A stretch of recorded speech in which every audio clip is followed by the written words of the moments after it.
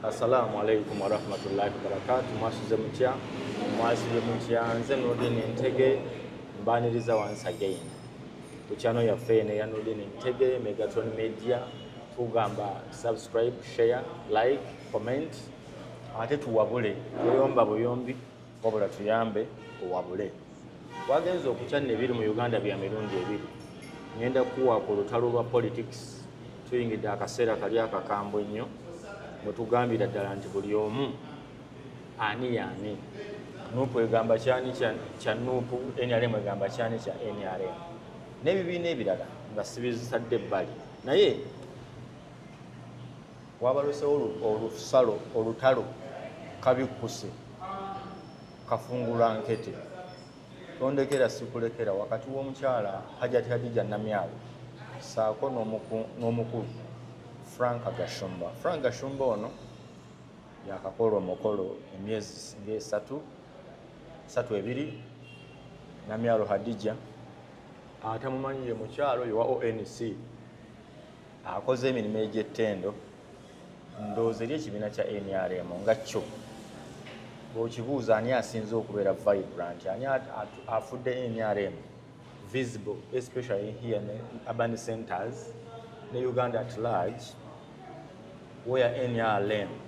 getally popular. Personally, I would say it is Hadija Namyalo.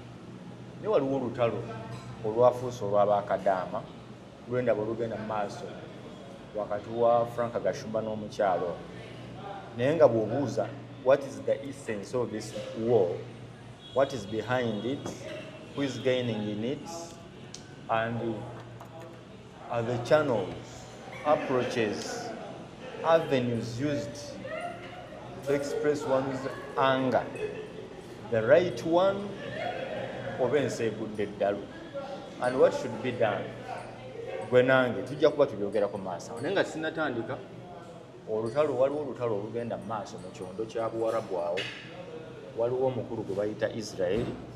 eyeefudde ekyambika eri Bawarabu banne nti abakulu ba Israeli bw'oba batunuulidde baafuuka ba headmaster ba Middle East, baafuuka ba headmaster ba Arab world. Mu kubeera headmaster balumba ensi ebaliraanye oba gye beetaaza okukuba, bo nga badipendinze ku tekinologiya owaabwe gye bayita Iron Dome. Iron Dome eno ekola etya? Ngenda gikutemeratemera mu maaso awo kankebere ku notisi zange wano. Naye Iron Dome buli agigezezzaako, buli Israeli gwerumbye amukubye n'amuleka mu kkubiro, ate gwe n'ogezaako okulumba Israeli n'oddayo nga bwe wazze. Kitegeeza ki? Nti Israeli n'antagambwako mu nsi ziri awo zimwetolodde. Mubuuze Egypt, mubuuze aba Hezbollah, mubuuze Syria, mubuuze ani. Era nga kimanyikiddwa nti bw'olumba eggwanga erya Israeli byoweereza byonna bikomaawo. Buli kyoweereza because balina technology owa kye bagita era oli awandiisa n'agamba nti did Israel's Iron Dome fail against Iran's missiles? Okiwulidde ekyo? Did Israel's Iron Dome fail against Iran missiles? Kane tugenda kye tuyise Israel's air defense system ki ekyabaddewo. Ku mulundi guno twalabye ng'eggwanga lya Israeli lirumbiddwa eggwanga erya Iran sinakulumba nga lyesasuza obulumbaganye n'ebikolobero ebyalikoleddwako over the weekend. Israeli kyerowooza nti Iran kyerowooza nti kaali kamanyiro na jjoogo lyakwemanya lyanyi, n'asalawo naye addize omukulu Israeli. Ate yamuwoninga, wamala omuwoninga n'awoningiramu ne America nti byonna mubikola naye ngenda kwesasuza. Nga bwe kibadde kimanyikiddwa ne tugamba byonna bye bagenda okuweereza Israeli ku Iron Dome yayo gy'erina, oyagala toyagala ejja kubibaka ate amala abibakube. Kati ki ekyaliwo? Kati omusajja atugamba Iron Dome ya Israeli yaliwo gye bategeeza erina layers 3 mwekolera emirimu gyayo. Nziwandiise wano egamba erina layer 1 between the Iron Dome ekwata okuva ku kilomita 4 paka ku kilomita 7 nti esensinga ekintu okuva mu kilomita 4 paka ku 7 kitegeeza kyonna kyoleeta between awo ejja kikuba ekibakirewo emale oyo gye bayita David's Seleno gano gaba mannya eyo layer 2 David's Seleno egamba nti nno yo epika mu range ya kilomita 3 kuva wano e Kampala n'obanga onootera okutuuka Fort Portal mu town oba tonnatuuka naye manyi oba onootera okutuuka Mubende ng'oyiseeyo oba Kyegeegoba kilomita 3 gonoonya distance eyo so kitegeeza esobola okukupimira omwo eyo n'egikubira omwo mu distance eyo bwe biba biganye ng'osinzidde wala eno bagita layer 3 gye batumya arrow system eno arrow system eno bagita ekulumba gy'ogikubidde esika kilomita 24,000 otegedde kilomita 24,000 nga kyoleese kyonna yeekulaga egenda kukibaka ekitwale erina ebintu bisatu Iron Dome eno byekozesa eya Israeli eyo etayitwako kyakulwanyisa kiba kiyingidde eggwanga lya Israeli. This is what happens. Iron Dome yakolebwa bwetyo erina sensa esensinga nti omulabe aweereza ekyokulwanyisa nti kaakati olonginze eyo n'esensinga erina calculator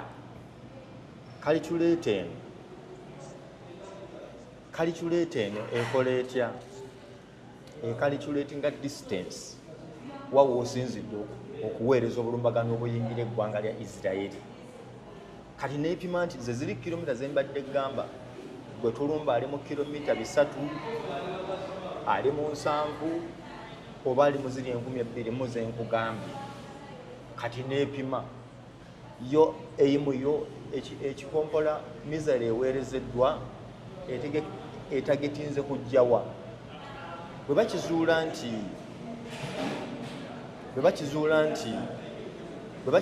nti mizale eno wegenda okukuba tugeze mu Red Sea temuli bantu Iron Dome tegikozesa singa bakizuula nti egenda kukuba tugezemu ewali ekibangirizi tekola lwaki eri expensive nnyo buli lwekasuka esooka buli lwesituka bweti air defense system eya Iron Dome ekozesa battery ya $5,000 gya $. Buli lwesitukamu bweti egyo 5 nga gyekacupa eyo gye bayita air defense system so bw'owulira nti nno omuntu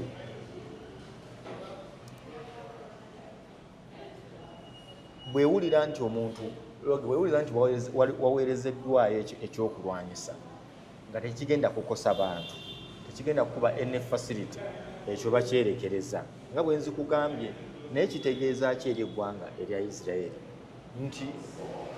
epima biri byenkugambye n'ebirumba mu bbanga nti oweereza missile nayo ne Iron Dome naye neweereza missile n'egikubira mu bbanga n'egidestroying oba n'egisaanyawo bugenda okutuuka ku ttaka nga bipapajjo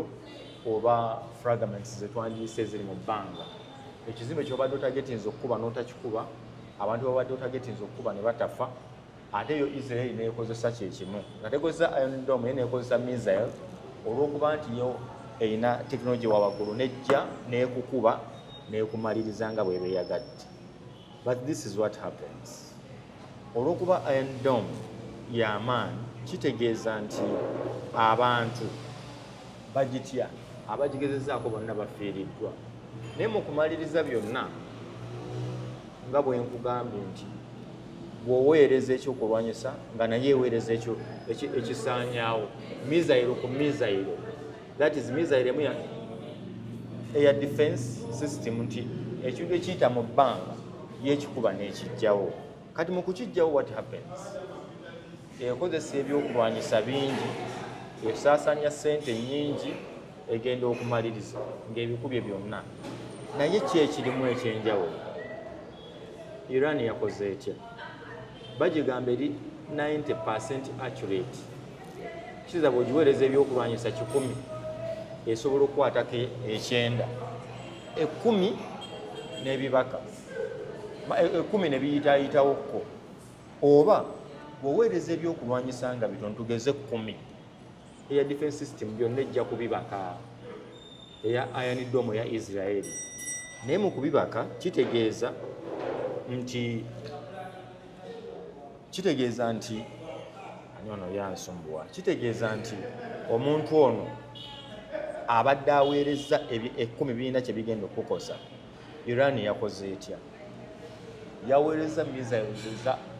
ez'okumukumu ate nga zirina speed esinga ya Iron Dome. That is Iron Dome ngezisobola naye nga biri too fast. Kati mu kubeera too fast ng'erwana n'ebaka kino ebyaka kino, kati mu kumaliriza Iron Dome yabaseeko bye yabadde esobola, naye nayo neekowa neemaliriza ng'etadde ng'ebanakuba empya abasajja 10 n'okuba eno tteekewo n'okigere n'omulumya n'okola ki, ogemaliza ng'oluyi lukukutta okutu, n'olwana abafudde ne bafa, ogemaliza waliwo akubya akaso mu lubuto, n'olwana n'ogenda omaliza nga liwako kutte ekkundi balisise, n'olwana omusaya nakkuba ekiti mu liiso, n'okuba kati n'olutalo lulinga bw'olulira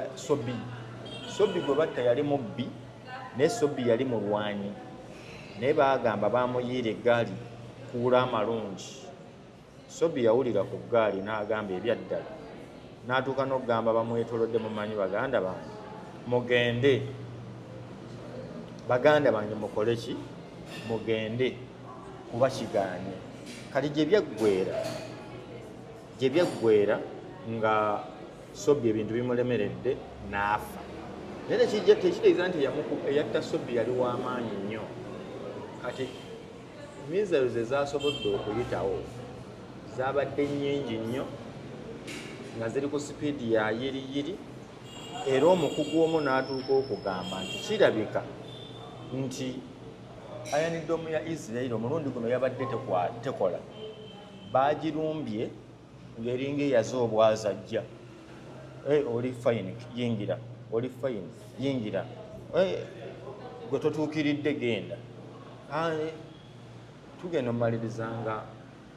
research center ya Israel emu ku kizimbe ekisinga okuba ekiri expensive ennyo, ebikolebwayo bya bbeeyi nnyo, ebikolebwayo by'amaanyi nnyo, nga kiri ku ttaka. Babadde bakyali awo, America neeyongera nayo neekuba mu ggwanga erya Iran. Iran talimba. Iran ono ejja kgenda mu ggulu kyeyogamba kyekola, tetiisatiisa. Yawoninga America nti olutalo luno tulutandise, naye Katonda bw'akuvaamu n'oluyingira naawe ngenda kukulumba. Sigenda kukuba ono ngenda mukuba bibye, naawe nkukuba bibyo. Wulira Iran yategeeza America nti byonna bigenda mu maaso. Bw'oyingira mu lutalo bala nti oluyingiddemu nga America. Israeli aluyingiramu nga Israeli. Beyaffe ngenda kukuba Israeli paati ye, sigenda mukuba bibye mukube n'ebibyo. Ngenda kukuba Israeli. Iran ategeeza America ngenda kukuba Israeli ebibye, male nkube n'America ebibye, so buli omu ajja kugabana. Ki ekyabaddewo? America eyingira nti ngenda kukuba beesi zammwe gwe mukolera nuclear zonna nyo zisaanyaawo, ngenda kukuba prison omusibira abantu ababavuganya bateebwe n'ebirala, ne gavumenti erina okukyuka. N'amusuubiza nno okumanya Iran muntu mulungi. Iran yategeezezza America, kino kyokoze kirinde, ngenda kukuba beesi yo, ate akubuulira wagenda okuba, okujjako Israeli gw'ataagamba. Ngenda kukuba ekkata ewali beesi ya America esinga obunene mu Middle East, nkube Iraq. America nejjawo abantu baayo ng'amanyi akasajja kataaga, ne kajja ne kagiwerekereza ebyokulwanyisa, mizero n'etonnyako. ne balwana air defense system nerwanalwanakaawo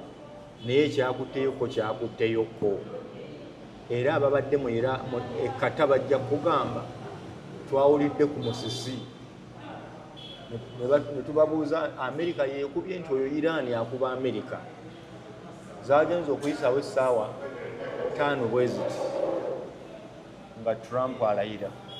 nze sigambangako nti gavumenti yammwembi afugire eddala ekyokubiri ye lwaki muba mulwana lwaki Israeli oba olumba mukkaanye naye nga wiikendi yabadde agamba oba mwekuba ate temwekuba mukka mugenda kwekubanga nange bwenwanirako Israeli today okulwanagana okutonotono kukyagenda mu maaso naye enduulu eri mu nsi yonna okuwulira nti waliwo omuntu eyagambyeko ku ggwanga erya Israeli n'atuuka nga genda mu Google yoteekemu Israelites in Cyprus nebatekamu Israeli Cyprus bajja kulaga bulazi bifaananyi by'abantu badduka ggwanga tudde mu Israeli obubaka buliwo buli kimu bw'ofuna weekukume essaawa yonna abasajja bajja. I'm not saying that Iran y'amaanyi nnyo. What I'm saying, Iran malirivu. Omuntu omumalirivu aba muzibu. Israeli yekubye ensi ez'enjawulo ng'ezikuba zirowooza ajja kukkaanya nazo. Waliwo yaŋŋambye nti Nuruddin, Iran bamubanja lwaki akola nuclear? Lwaki obuuza Iran okukola nuclear? Israeli talina nuclear. Israeli nuclear gwakola amutegekamu ku baani? Kibuuzo kikyo. Israeli egamba Iran bagamba alina nuclear. Naye ate Israeli erina nuclear. The United Nations yagigaana okgendayo mukebera. Ne bakubuuza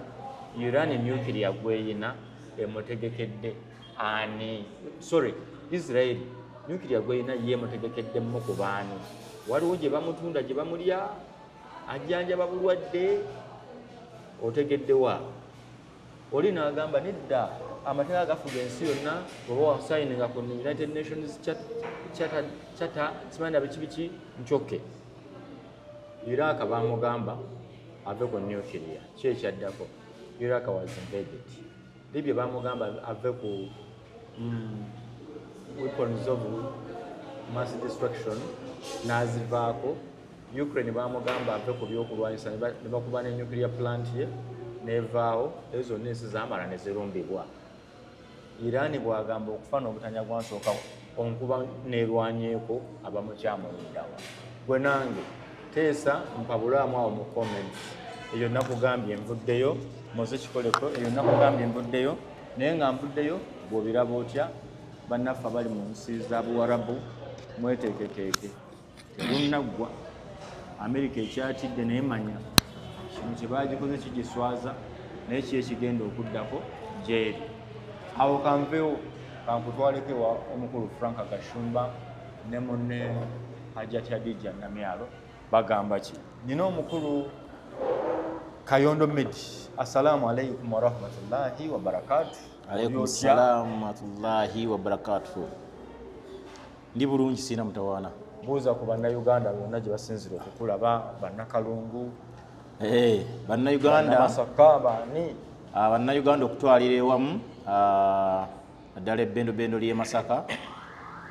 ne Uganda n'ensi yonna okutwalira ne bannaffe mmwe abasanze ebizibu mu nsi mu mawanga ago ag'ebweru. Tusaba Allah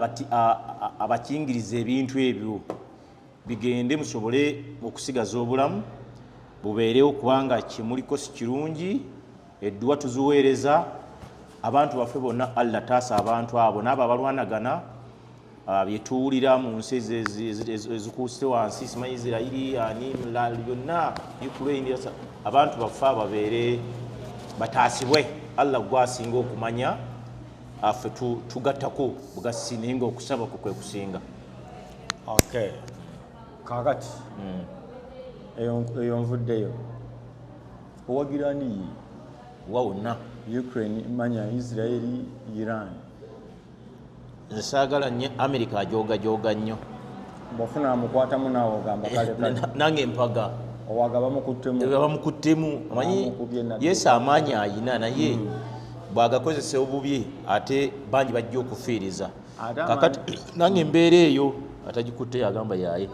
ate amaanyi ga America omanyi we gali tugenda kulwana naawe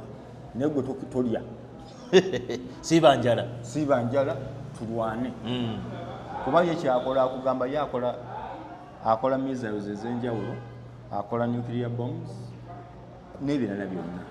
ate ye n'agamba gwe tokkirizibwa bikola naawe tokkirizibwa bikola naye ate bw'omumanyira tujja kulwana kati akugamba tolya tulinawo olutalo ku ssaawa 10 naye tukola ki tolya ate nkukuba nze ate yamala okulya yamala kulya ajja kuse ate okola training kati era baze kufiirako kati ate n'amateeka ne gagamba kituufu ono lwaki alya emmere nga mugenda kulwana ate nga lwaki alya nga naawe ogenda kulya babuyita bunnaggwano nabo bwannaggwano butuuka ekiseera ne bukuggwako wadde amaanyi agalina naye nze mpagira musajja oyo ow'ekirevu oyo ate omusajja w'ekirevu Kamenei yatuuse n'agamba nga byakagirawo nga akatandika okuwooninga bwati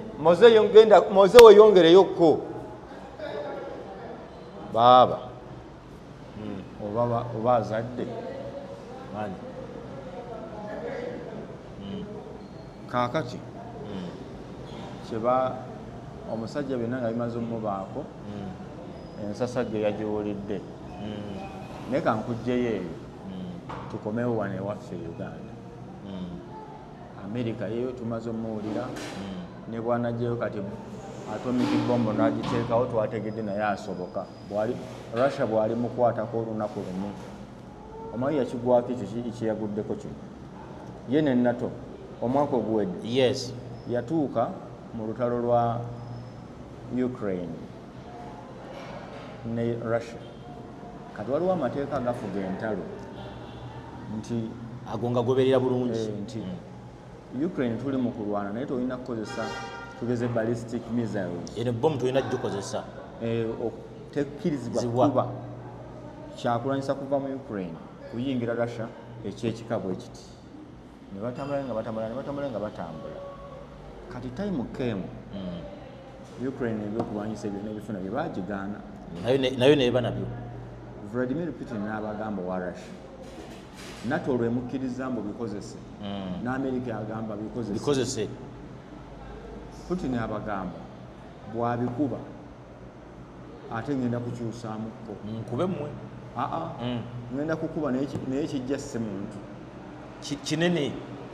kyenja okuleeta nga muwaze Ukraine mwegasse kyengenda okukola bwabikubayo Ukraine n'akubayo ng'ebi nga bina nasitula ekintu kiringa ekizinga yawoninga n'agamba ku lunaku bwe ruti essaawa bwe ziti abantu b'emikubo ekiti muveewo ekijja si muntu Russia aweereza Ukraine era n'akituukiriza yakasuka bomu mu kifo kye yabagamba e Ukraine ne kinyeenya ensi nga akikubye tugeze Busega neekubanga n'ow'empijja awulira ekigudde nekisika n'ow'entebe n'awulira nekisika n'ow'emukono n'awulira naye nga takoma kuwulira okunyeenya egambo byetuulira musisi oyo asuula amayumba okunyeenya obunyeenya ekyo kyaddala kyenjogerako yakikuba lasitiya bwamala ogikuba n'enyeenya NATO n'Amerika ne bagamba Ukraine biri ebyokulwanyisa nga bwe twali tugambye tobiddamu ffe twali tusaala amwefulidde kati bagenda okukeberanga nekyeyakubye nabo tebakirina lasa kiyakubye n'ateeka mu mbeera nga abagamba nti bwe nvaawo sigenda kukomaawo addemu akubeyokka ebyo byenna mugaana olutalo ne lugenda maaso naye olutalo olwo nalwo NATO yadde eno Amerika yadde eno Ukraine yadde bateekayo ntono Ukraine yali mu lutalo lwayo tobatobako n'Amerika bw'amasaba ssente nze nyinamu ekirowoozo kigambo n'oludiini awo olutalo okulonda kwa Amerika okuleeta Trump kyayongera okunafuya Ukraine singa bwasigala Biden olutalo olwo singa lugendamu singa essaanika kati lukyali mu maaso oba singa lasa yaluyimirizaamu era n'okulwanagano kuno okuliwo wano okuli wano mugundi okw'abawalabu okuli awo era singa Biden yali akyaliwo ote terwalugenze mu maaso kuba Biden yali asalawo talinga ono ali mukyekubiira ye nga ye ayagala nnyo Russia, ayagala nnyo Ukraine, ayagala nnyo Putin ne Putin amwagala ono obundi yali amwagala naye ani Putin ali bwati oba omwagala mwagala oba tomwagala muleke ye tolina kyogenda mumukola. That is Vladimir Putin. Naye Israel Trump ng'omuntu oba alina omuzadde omu n'ekisajja ekyandiba ekiisirairi kuba bwino w'abasajja abo alaga bwati abantu abali mu Israel si Baisirairi, bisajja byava eyo Poland, Eastern Europe ne biyingira Europe. Kabe Benjamin Netanyahu wano kankuteremu nkulaga erinnya lye eri abasajja aba Poland okakase nti waliwo ekigenda mu maaso mu bbendo bendaawo ng'oli akugamba Baisirairi. Naye ono Trump naye tokiinaamu kino ekirimuko nga okuyigganyamuko ku basiraamu kubanga bagamba abasiraamu bamalirivu. Kati omusajja Omumerica tayagala kukuumira bantu bamalirivu waggulu. No, kirimu kiti after Second World War waliwo enteekateeka okuteekawo nti America ne banywanyi baayo basobola okukwata ensi ne bagisalirawo buli kimu nga be basalawo naye nga mu kugisalirawo basinziira ku kufuga bya bugagga byo na sente zoyingiza nazofulumya. Kati ne bamala okukola ekyo ensi ezisinga baamala ne bazifunza zisinga obungi ne bazifunza. Naye ne kizuuka nti ensi z'Abawarabu zirina amafuta mangi agava mu ttaka nga si maanyi gaabwe kya butonde gali nga baseenako obusenyi. Kati mu mafuta agali mu nsi z'Abawarabu kitegeeza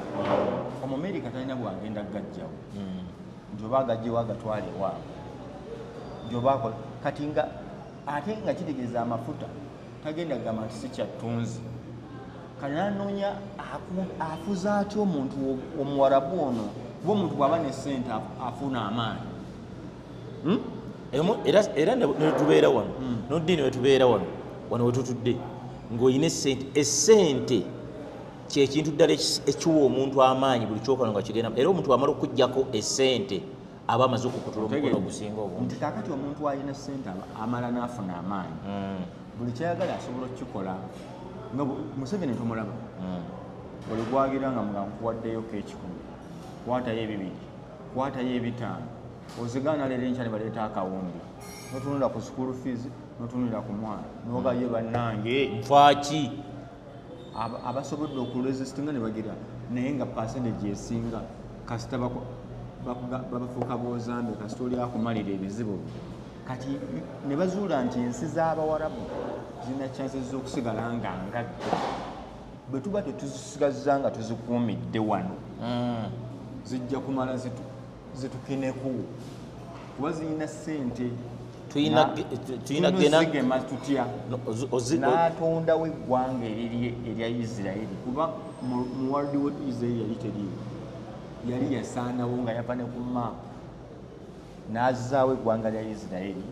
n'ateekawo ye baayita Abaisirairi n'abantu be beggambye abalongooseemu kati Benjamin Netanyahu kamukuwe naawe kiteekemu eyo oteekemu Benjamin Netanyahu real names batugambe bati according to Wikipedia his father was Benzion Netanyahu who was born Benzion Miliokowski manya ga Poland abantu abedda Miliokowski singo badde omanyi olaba omupiira era ngulaba ssebo omusanyi wa Barcelona bamuyita Lewandowski era mumanyi wa Poland. Kaakati ono naye ayogeranga muju n'erinnya lya Miliokowski yalisuula yagambye Benjamin Netanyahu ogamba olinga ng'aleeta ebyafaayo nga bogamba Buganda abaaliwo baali bwe bati ne tuvaamu ffe bwe tuti nemuvaamu kati ojja Abanyarwanda ne bajja ne babeera wano ne befuuka Katamba newajja abalugwana nga ye Bamuke musajja weyo Maracha n'agamba nze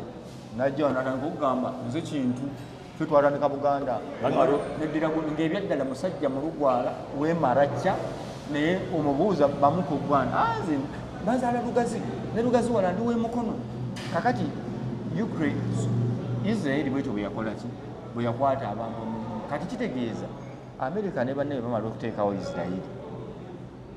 ng'erina okukuba ku nsolobotto buli agezaako okulinnyamu ku buyinza sente baida nazo naye tolina kukola kufuna maanyi tolina kusukka wano kati bwe bakuterawo embeera nti olwana ne Israeli naye ng'olwana nsi yonna bakuterawo ekintu nno muyiikiriza Israeli naye Israeli gye bayiikiriza yeeni yetandika negamba Iran olabika olinamu ebyokulwanyisa naye ng'ebyokulwanyisa byavunaana Iran yabirina anti kati kyekimufuula superpower n'amala n'akugamba nti UN erina okugenda ekebere Iran erina byakulwanyisa ki UN negamba naye twagala kebera nuclear owa Israel negamba temujja kujjayo ŋŋaanyi kakati eno ate era neegaana ne kiba kati bwegaana ono nayagala atwaleyo force oba n'ateekawo amutakula nkuwa UN ekitongole ky'ensi yonna kigende e Iran nekikebera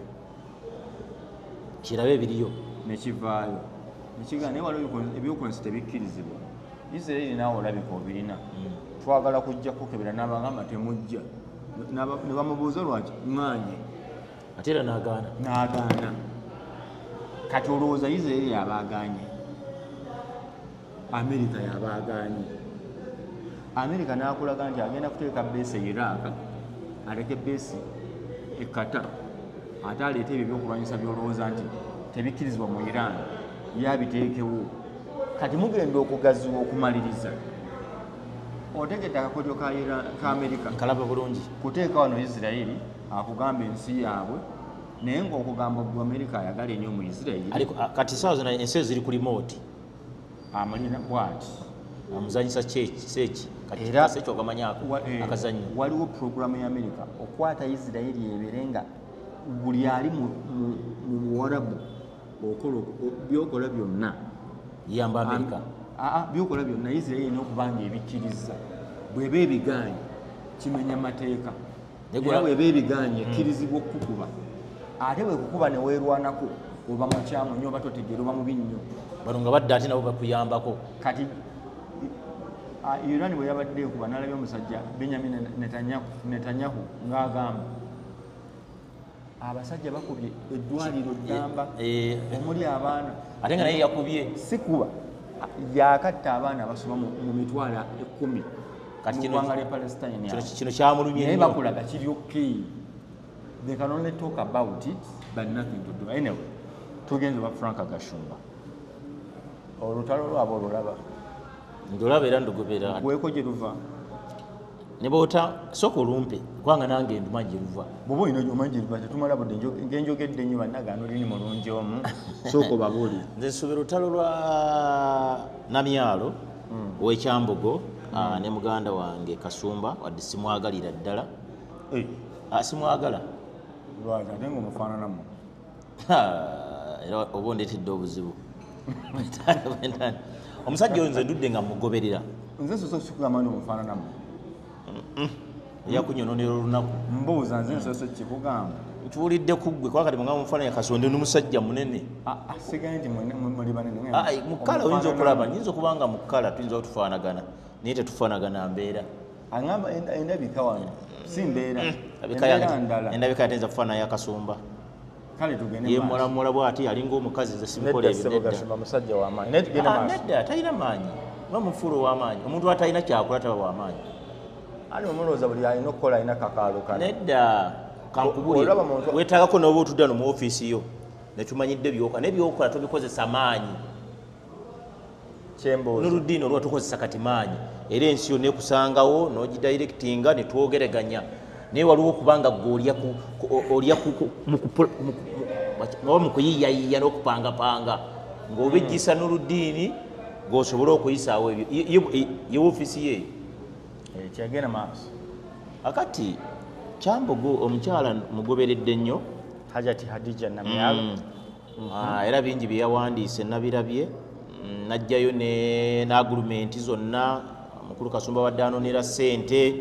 n'azikuba ku mmeeza abantu bizinesi yagikubyawo ne tugiraba tulaba naye ebyo bye mbadde nsuubira ku mwami Kasumba simutya mulabidde akabanga emabega eri oba amukwatira wabeereddeawo n'abeerawo n'ayumba wabeereddeawo kuyamuwozi ttiimu. Kasumba mulabye naye Kasumba goyinza omwegomba oba n'omuwako pulojekiti agitambuza agitwale mu maaso nga gye yatambuza ddi ng'oggyeko eri gye lyayingiddemu ebicupuli bye bamukwatira ne mugenda era olwakubandoza mukwano gw'abanene toyina kyosobola kumuwa. Era nze nali mwetegereza nnyo ye waatayina maanyi tayagala kubeerawo waatayina maanyi tasobola kubeerawo kubanga ebintu biri bibiri ngenze mugenderera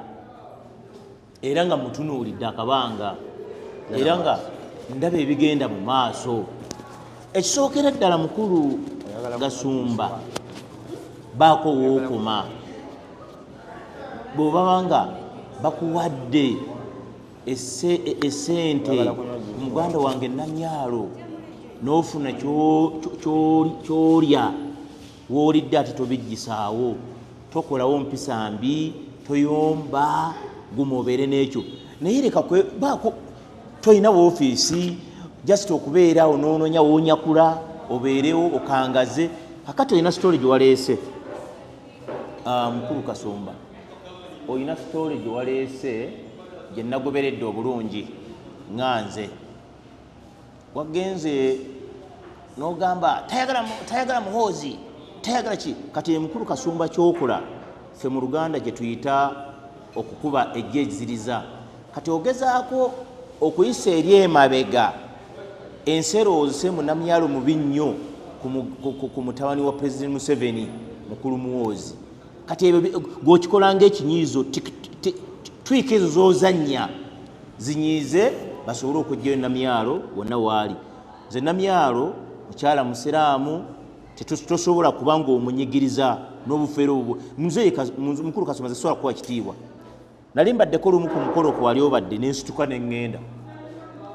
waliko ku mukolo ne nkulaba ne weetuuza bw'oti mu maaso ng'olinga pasita agenda okusaba era bwe nnala ku ntebe nengera ani atudde ku ntebe 2-3 waliyo Kasumba nange nze waatula sibeerawo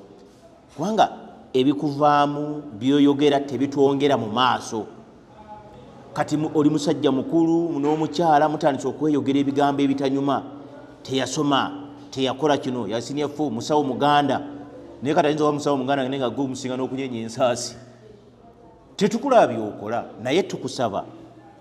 genda ositaninge ku mirimu gy'osobola okukola. Ensi n'asirise nga tayogera naye nga byakola bigenda mu maaso tubiraba.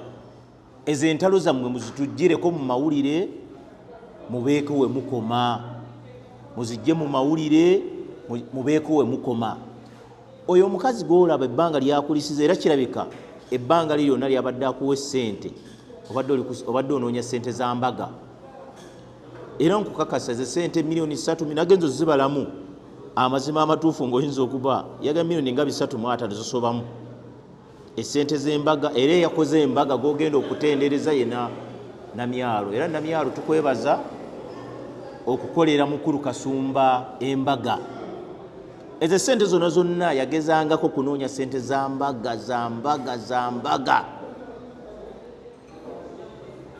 tojja kulumbanga bantu baffe wano ekyo nkikubula mukulu Kasumba tojja kuva eri olumbe Namyalo tukulekere mirembe. Essente z'embaga azikusendedde wala yagala n'omukazi agende akuwerekere omuntu okiwalisedde kukeera enkya n'ogenda n'omwebaza n'ogamba weebale munnange wampa wano miliyoni 2 miliyoni 3 zanyambangako okukola ki okufuna okulaba nga omukyala wange ngezezzaako okukola ki okumufuna. Era mukulu Kasumba nkuwoninga today va ku Namyalo ebyo mulwana temuli bwoba ofunye omukisa n'owasa zaala abaana bayize naye ebivumo bye mwevuma namyalo Yesu akuvuma olw'obusungu omanyi omuntu gw'oyamba n'omuwa emmere y'okulya naye n'olaba nga yayite nemabega nga ali mu kulwana bwakuvuma simunenya era muvume wamuvumye na bitono muvume ku bivumo ebipya madamu namyalo vuma ku bivumo ebipya ebyomuvuma bitono vumira ddala ebivumo noonya ebintu nga bivunduvundu byoba omuvuma ate nga era nga bivundu ddala naye twagala enkola eyo ey'okwevuma ey'okwetyobala naye yinza okubanga gavumenti bweyagala kubanga mwenna ndaba mukolera gavumenti ono Kasumba ono Namyalo bonna mwe bamu kati bwe mubeera nga mwe bamu ndabira ddala nga enkola kati eriwo okwevuma kuyinza okuba kwe kulimu ssente bwe kuba nga okwevuma kwe kulimu ssente mugende mu maaso mwevume naye Kasumba weetaaga ebivumo ebipya era nsaasira muganda wange eyafa era Mukama amuwa ekyumulo eky'emirembe mukulu tamala emirundi yabeeranga n'ebivumo ebipya ebyo ebivumo ebisaana okuvuma Kasumba naye nze toddamu n'ovuma Namyalo mukazi mukwano gwa musiraamu embaga yagisonda embaga egyolaba omugole oyo amuyinako bwe kuba kugulu akulina kubanga nedda bayo embaga okusinziira bwe natudde nendaba ssente ze baawa Kasumba embaga Namyalo yagikola milioni 3 plus kawumbi ki naye nga yakajjawa oyo alina omulimu gwa sooka kunyumizaamu yagukola okukola muyita kiki njaga kati ofisi ya Kasumba omanyi weeri eririddawo olaba mu industry olagenze ku New Vision nkola bulungi first street ogimanyi gimanyi bulungi ewali ekizimbe wakolera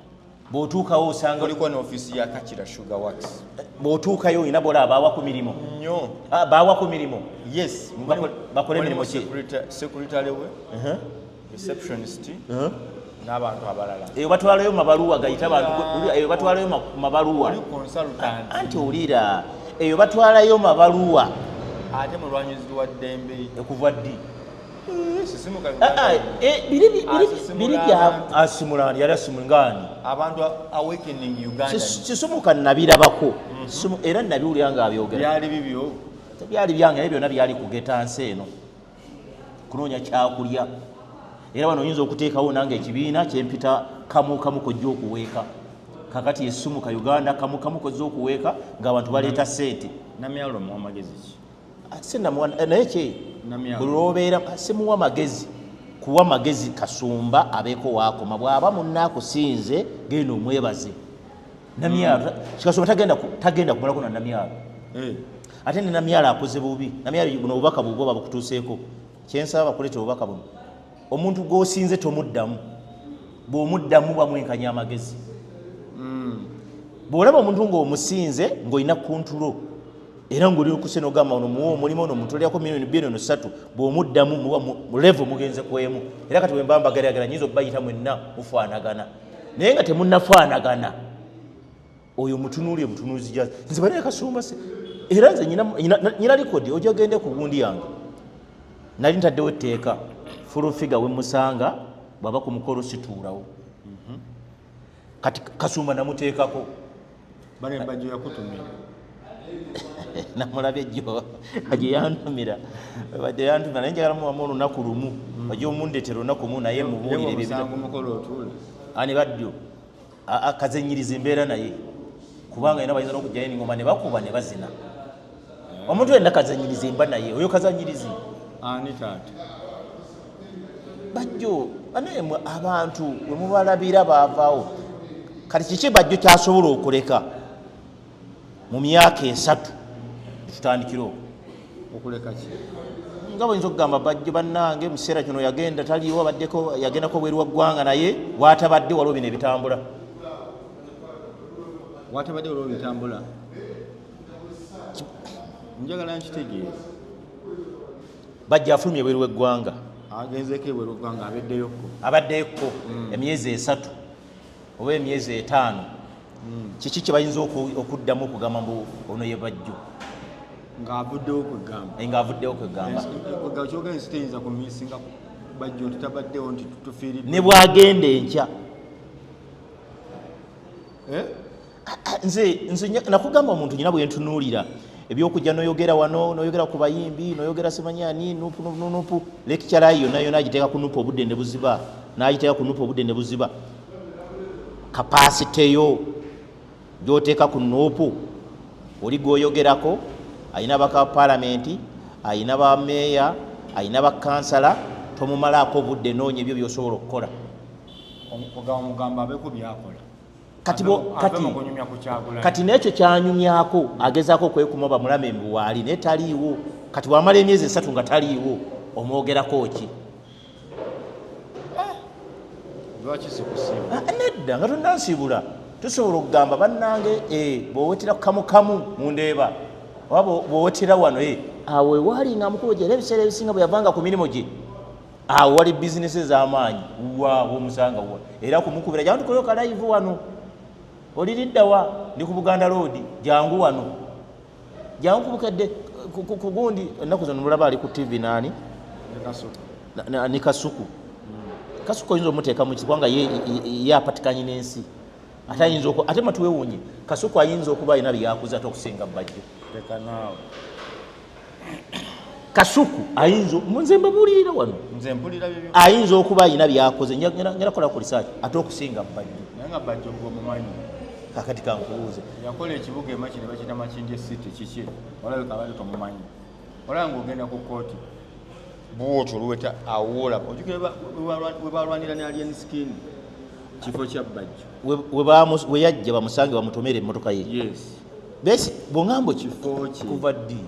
wegenda obuzani yakizimba ayina washing bay n'ebintu ekirala ennamugongo ne restaurants tuzanya ne Bajjo gotya mutiye bambi kakati kyembuuza ebyo byakutiisa n'omutenderera era simutenda wabula mbadde nkugamba byakola Bajjo nebyo bivula ennaku zino amaanyi gasigala matono kale kyasooka kibeeramu n'anyonyezangayo akawogo naye gwogamba n'amala avaawo tewali kigenda mu maaso era mugende nze sagala mutendereze bantu kati Kasumba avuddewo Bajjo avuddewo kiki ekigenda mu maaso kambasiibulire wano tukwatagana olunaku olulala bw'obiraga otya bubaka bukwate nga bw'owulidde abantu bwagamba olubuto yajja kozi omwa myezi 2 kakati mbadde nkusaba ku gundi eno twongere obudakiika 2 bwokka obudakiika 2 bwokka bassebo ne bannyabo onadda n'oba manyi oli mujulizi kati eri abantu bano abatulaba abo twagamba abantu muleke kubeera eyo bassebo ne bannya muleke kubeera eyo ne mubonaabona ne babakola ebintu ebitagasa obujulizi obuzzanga wano ne babakola abantu balina ebizibu ogenda bondaga mbadde nkusaba ate ojja kuleeta okukwateko ne ku bifaananyi oleetera abantu era bw'otaabalira ojja kukola emulyaza amaanya naye tubasaba abantu abali eyo baleke kubonaabona bantu bakoze ebintu omwana abuukabuuka bwadda wansi ono ali wano atambulatambula ebyo baleke mukazi woolyawo bane nze nyina bwendaba omuntu ng'olaba oyagala omuyambe naye nga tojja mumwetungako tolina bw'otandika kati omugambe kyajagala naye kino ekisajja ekigu kya ddalu oli bamusibiddeko olubuto bangi ebyo twali ku puroguramu eno bankubira kati abakubira ddayo bakubira essimu olabe oli omanyi wali olabyeko ne bagabira sente ez'obwereere gwegena omanyi sente essimu bankubira nze mbabuwa enamba yo nga tonampa namba njagala gwe kusitula obukomewo nga obwobujulizi nga pasita naye muka pasita bwagana omuleeta si wange obubaka nabo bawayala basale wadde naye bwamutuuka ddamu omugamba nti muka pasita obubaka bangamba bwakutuuka era waliwo essimu emu eyankubirwa mu mikutu egy'enjawulo naye oli alabika yatya eyankubira gwogamba amakulu ajje era nkyamuyita jje omugamba nti senga wange makula nze nkwagaliza balaba kulimba jangu oyinako jangu wano eno ensibu ekuze demokulasi mugiveeko eri ensi ekuze jangu oyiteko mu mikono gyange ojja obuulire n'oludiini ntege ate jangu naye ajja akole ekyange ajje gwe bibiri biveeko ebisigadde ajje abeeko kye yeetaasa mbasibulidde wano tukwatagana olundi mweraba